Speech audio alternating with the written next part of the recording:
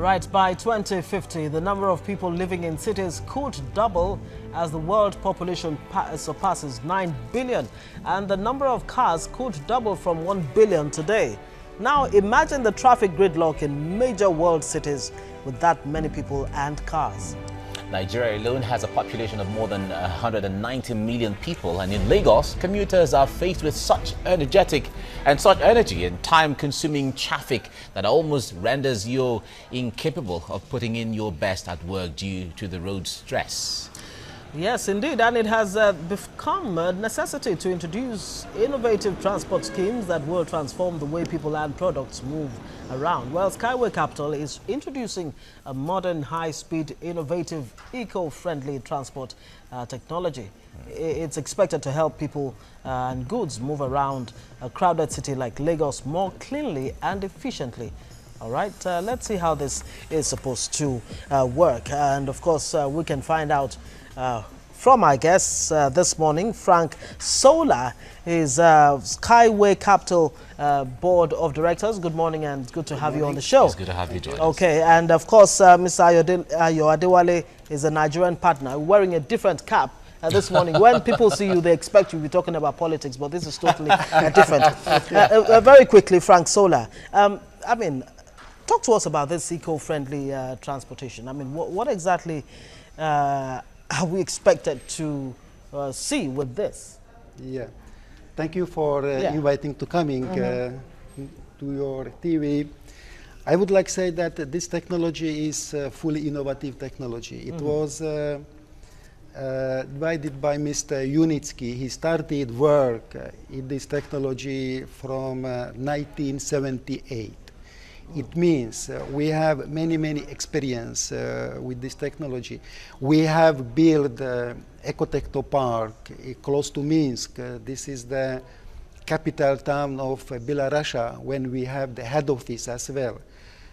This technology was built, has been tested. We received certifications.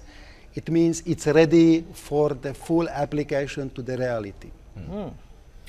All right, Ayodele, when in Nigeria, certainly, in fact, especially Lagos, everyone would say it is time for us to move to another level. Traffic. Government, federal, state, local government have done everything within their powers, but they still cannot surmount or overcome. But how easy was it to adopt this new technology in a place like Lagos, for instance?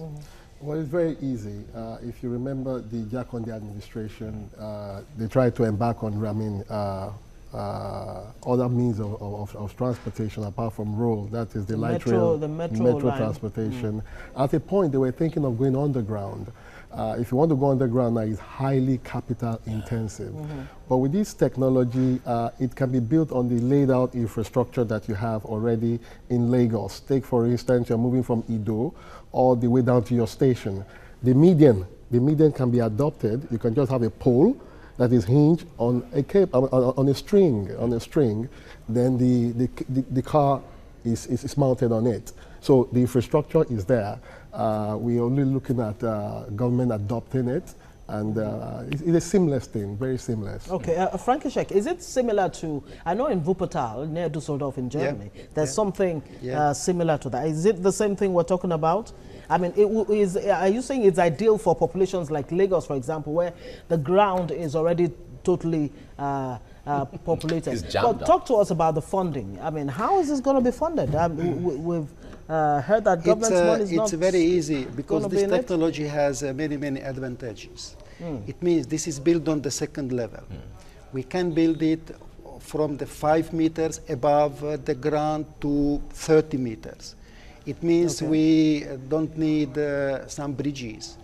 And it is, we have more type of this technology. We can use many types. It means that it is built well easy because we don't need many support construction system. We solve the system, and you can see it in our Ecotechno Park that the distance between two support systems is 400 meters. Okay. that it can be built very easily. We don't need big places. We need just places for the fundamentation, no more. And it is what we can offer for the Lagos, and we are able to build maybe 10 kilometers per day when everything is ready, when everything is prepared. Now, I wonder what the risks will be. You tell us about that, but let's come to the issue of funding.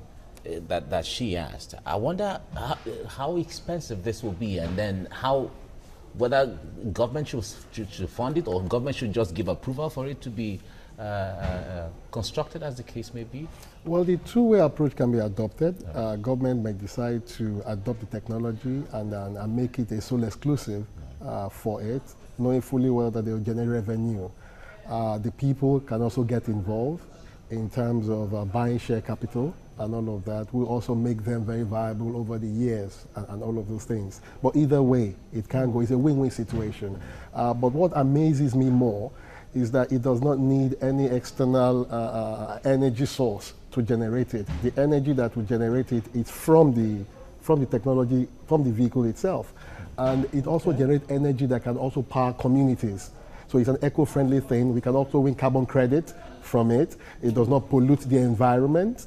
In fact, the street lights that we have will be removed and replaced with the poles. And on the poles also, we can also put street lightings.